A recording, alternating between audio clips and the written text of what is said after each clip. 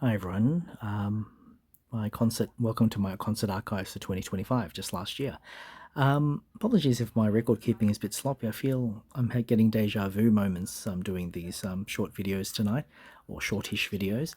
I thought I had mentioned seeing Rufus Wainwright at the Recital Centre, but he played in 2025, unless he returned to Melbourne in 2025.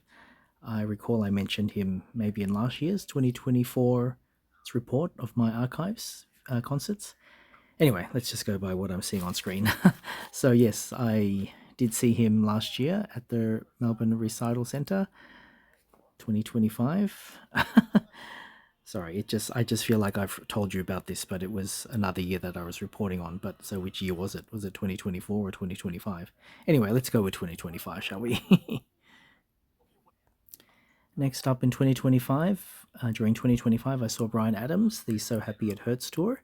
So that was really great. He's still performed a lot of his back catalogue. I think he knows what his audience likes. He did throw in a few songs from the latest album at the time, but yeah, the bulk of the discography was performance was from his back catalogue, and a rich back catalogue that is too.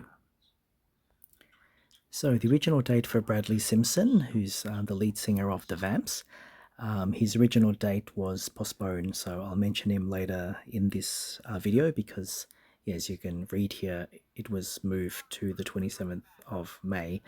I believe it was just a scheduling issue. He was currently, or at the time, he was currently also promoting his first solo album in London, so that would have clashed with the original date that he was supposed to perform in Melbourne on the 23rd of February. So yeah, just only a few months later that we had to wait for him. And again, glad it wasn't to do with the pandemic. That wasn't the reason. Next up is OMD. I got the opportunity to see them in Australia finally. As you can read, they hadn't been here since 1987. Gosh, what a gap in their scheduling there.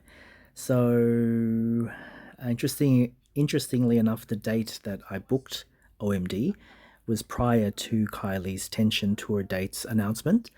And of Kylie's Tension tour dates in Melbourne of her 3 show run, the second show of Kylie's coincided with this show for OMD. So, of course, my friends who know me say, "Oh, you're going to go to all 3 Kylie shows, aren't you, for the Tension tour?" I said, "I would have, but I can't because I've already booked for OMD on the second date of Kylie's run." So, I did see Kylie's first and third show of the Tension tour, and let's go to that next. So yes, as you can see here, definitely the highlight for me for 2025 was Kylie's Tension Tour.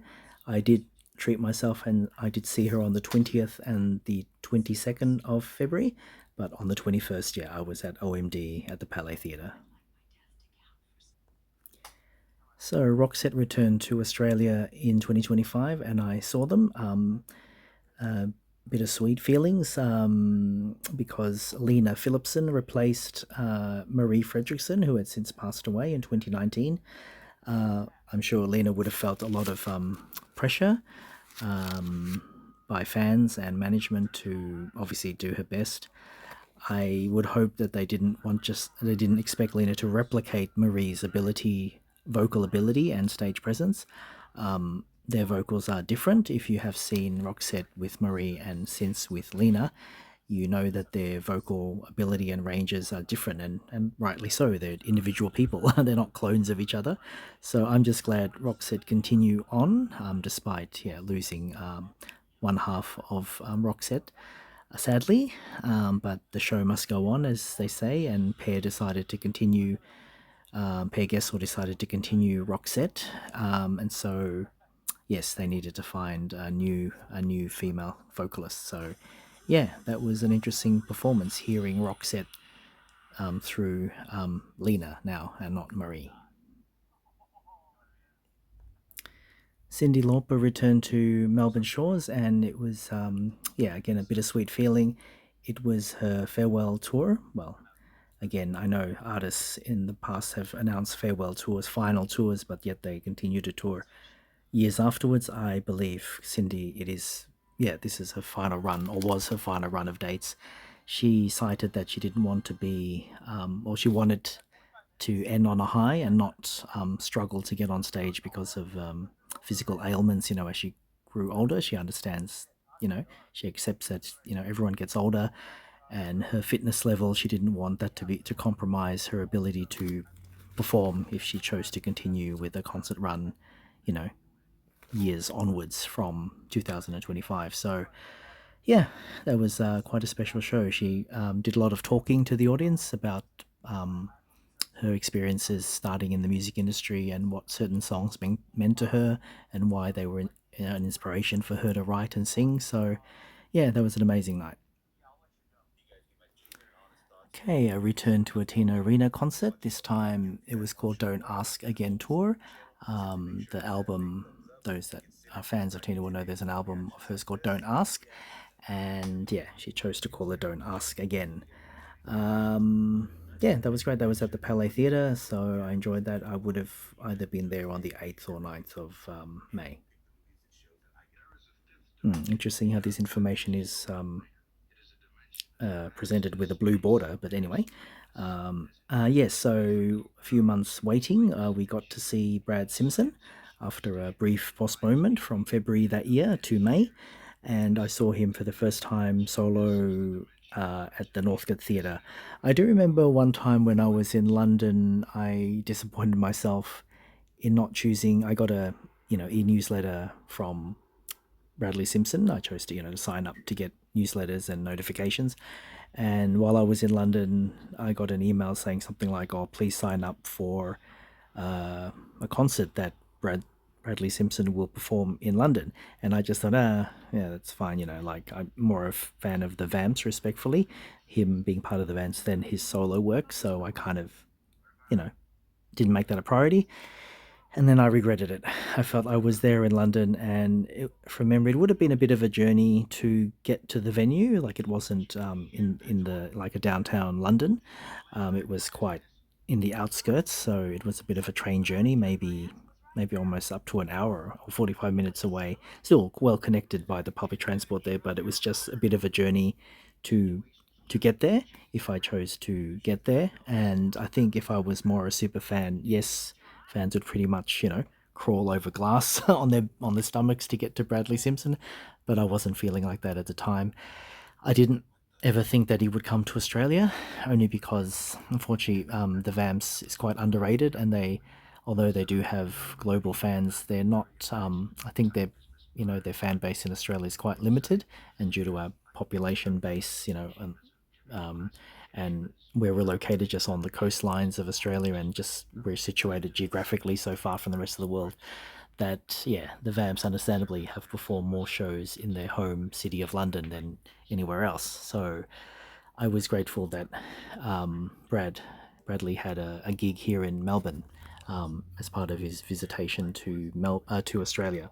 I think he also played Sydney. From memory, it was just Sydney and Melbourne, or maybe even Brisbane, just the East Coast.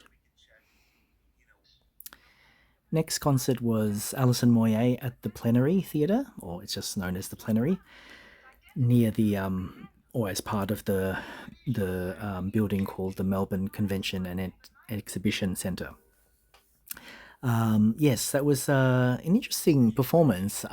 It very much it seemed forced. It had a lot of synthesizer and bass elements, which that's what Alison Moy is known for in her music, but that was really pronounced. Like if you were expecting an acoustic stripped back version of her songs, which I kind of was expecting because her latest album, Key, is a rearrangement or reimaginings of her past hits. I know that doesn't necessarily mean they all have to be acoustic, but that's kind of what I was expecting. So because it was quite when I say force, it just felt like they made sure that we could hear the bass, really heavily, the treble, all the synthesizer parts of the music was just so pronounced, and her vocals were very strong, and they accompanied it well. But I just thought it just felt a little bit over the top, like she was trying too hard. But that's just my opinion.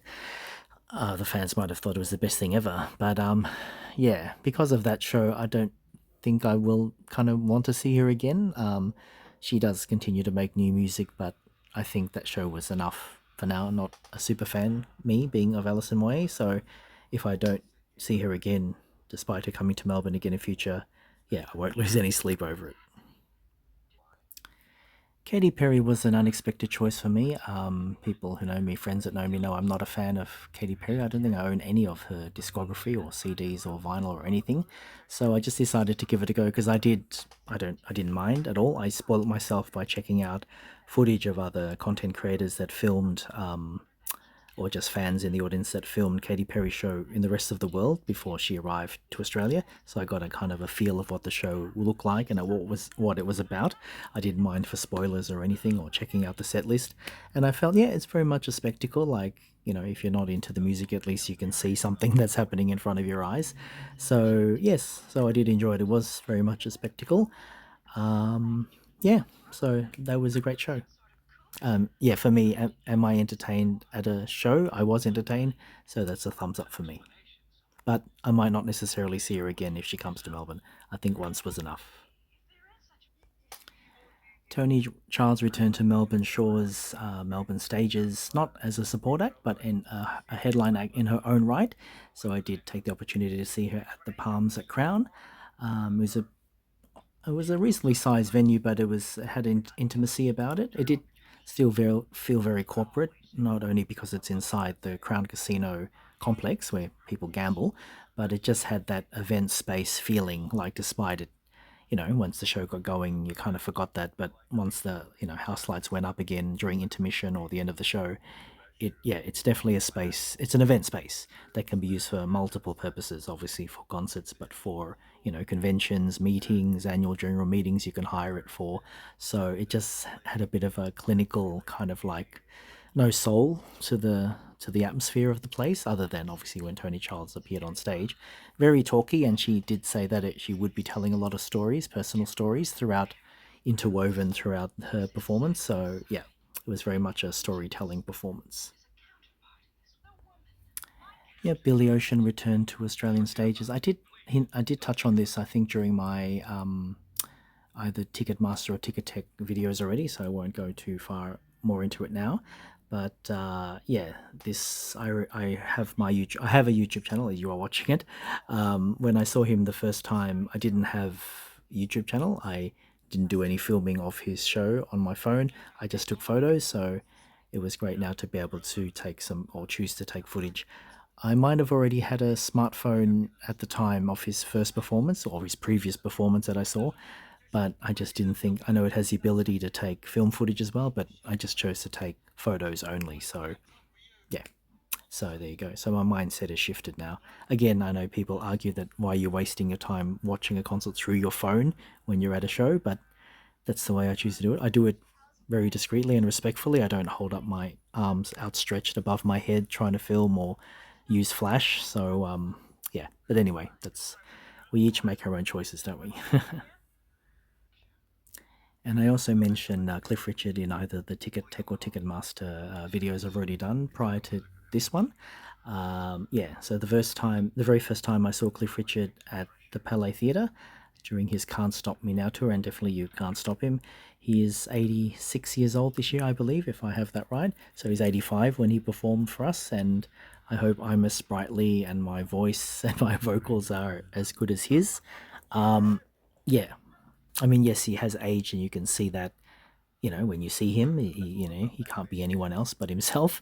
But yeah, if all 85-year-olds can move about on stage and have rapport and do a tour and sing and remember lyrics and yeah, I mean, at one stage he did have to have a lyric sheet to support one of his songs, but it was one of his songs that he doesn't often play, so he had that on a stand that he could refer to.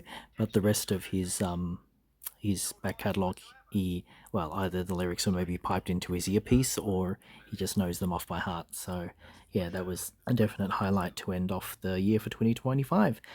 And now we're up to date, everyone. So yeah, thank you if you've indulged me in watching my concert archives. Again, it's just to recap because I do not have access anymore to the computer where the entire archive was originally stored from 1990 right through to 2025. So I've had to do it this way and sort of piece it together. Yeah, to fulfill my those memories. Which yeah, I'm a regular concert goer So yeah, if you are too, let's look forward to more concerts in 2026 and yeah, rock on. Thanks everyone. Thanks for watching till the end and listening till the end.